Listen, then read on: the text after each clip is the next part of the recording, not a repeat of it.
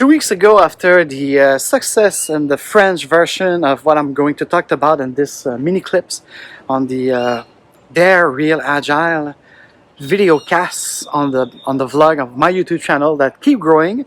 And if you're not subscribed yet, for Instagram, the link will be somewhere over here in my bio. You choose my YouTube channel, Agile Lounge Business Agility, and then you subscribe and hit the bell. And for those people who will see this video on LinkedIn and even YouTube, of course, if you're on YouTube, you subscribe, you hit the bell, and yeah, get me to 1,000. When I arrived in Mexico in August, I had only somewhere roughly 84 subscribers on my YouTube channel. Right now, in February the 13th, we were 220 and keep growing. So help me get to 1,000. I don't want the volume, I want the quality of people to engage with them. And which mean, but 1,000, it will unleash a lot of freebies and free capability for yours truly to make greater video. And on that topic also, I'm open to any tips. You like what I do, you like what my team do also at the Agile Lounge and all things we do for the business agility community. So please, the link are also in the description. You can make a donation via PayPal, via my Bitcoin wallet also. I'm open for any cryptocurrency actually right now because I get myself the crypto.com. So if you have Ethereum, if you have other things than Bitcoin, yes, I'm agnostic. You can send it to me. It'll be my pleasure to receive your donation.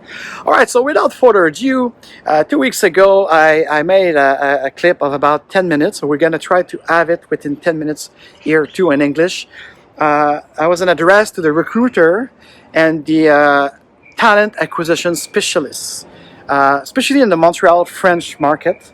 After having some kind of issue, so it was a kind of a retrospective and also a calling out on three important points. Right now in 2021, I cannot believe that this market haven't changed, because back in 2006, I helped a recruitment agency in Montreal that they were starting to have more and more requests for Scrum Master and even product owner, or these kind of hybrid business analysis, business functional, to work into an agile environment. Yes, agile environment. So that was 2006. And between my great business in Europe and in Spain. So I said like, okay, so I tried to help them. And while doing my consultancy and agile coaching there, I heard them talking about KPIs. Yes, recruiters and talent acquisition specialists have KPIs of volume, of quantity, how many calls a day, how many CVs a day, how many interviews by 2 days or whatever. So it's all like very calculated, and they will receive a bonus and a pay, not just if they place a great consultant into the perfect mandate, apparently. So I was thinking, especially now that I'm part of a great advisory board and consulting my great friend Ralph Francois and all his team that will kick your ass this spring with a novelty, a great innovation of automation, but putting the consultant at the core of the experience. The consultant will be able to reel his mandate as at his rate or her rate, and full transparency, cutting the middleman. And this is the thing, the disruption. And when Steve Denning again and Peter Drucker, so Steve Denning is telling us only the Agile will survive. Here at the Agile Lounge and myself, we prefer to say only the Agile will thrive. And Peter Drucker teaches us since a while ago that you have to create your customer if you want to sell something. Yeah, you create your customer because you're responding to change and this VUCA world. I invite you to look at my manifest that I did for the VUCA Pro. Vision, understanding, creativity, collaboration, communication. The C stands for so many things. And A, of course, swamp, ambiguity. Stop this ambiguity. Keep it simple and agile. So that's it. So recruitment right now, you're gonna face tremendous speeding change if you are not adapting some kind of agile mindset. It's not just to recruit agile talent that you could also have in my great workshop, my praise signature pattern at the Agile Lounge, exclusive in North America. We are only 2 agile coach and trainer providing training to recruiter and talent acquisition specialists and all of these people in HR. But remember, HR for me stands for human relation, not resources. Stop it. There's no resources. There is a person, an individual that seeks a job or that seeks a mandate. And you have to treat them like client. So the lack of transparency, these KPIs that pressure you, because I have a lot of empathy with you. So I don't want to be bold. Respectfully, I understand. But in the meantime, the 3 key points that all recruiters should know when contacting a consultant, especially a freelancer, an entrepreneur. Read our LinkedIn profile. If you're on LinkedIn, especially on LinkedIn, because let's talk about it. And by the way, I know more the Canadian and the US market. So if there's a European out there or people from India, please, in the comment below, teach me your experience. How is it different? Or is it the same thing? Oh my God, I hope not. Anyways, I started talking with Brazilian engineer, and they told me that they cut the middleman and they cut the crap. So anyways, recruiter, please, recruiter, read our profile.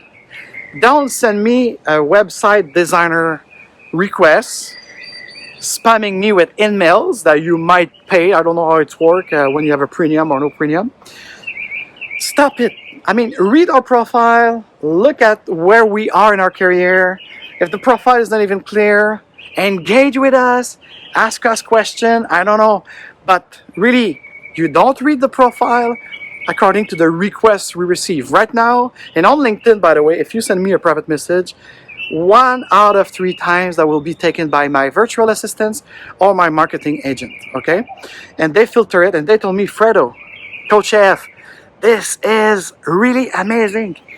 Three quarters, 75% of the requests for work or for production are not even like target into agility, business coaching, or whatever.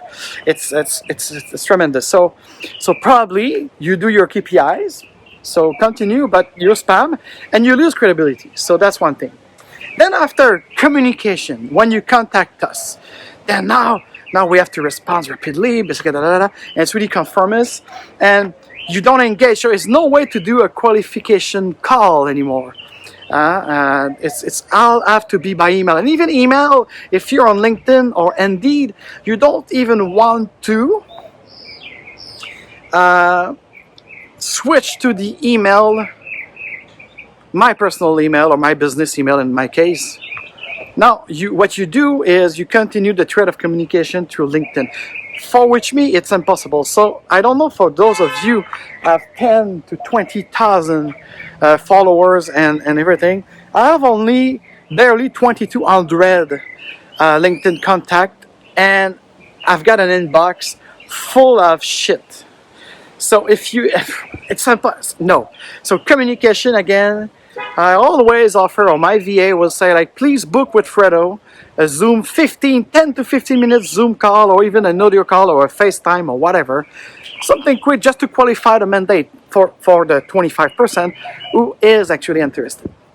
Now it's impossible, and then we're unqualified. So read the profile, contact us for our work and communication, and then after, if we achieve to have a communication, now we start talking, and we talk to a robot. Yes, I'm sorry, but most of you recruiter out there, okay? Again, my experience with the Montreal, New York, and Southwest United States.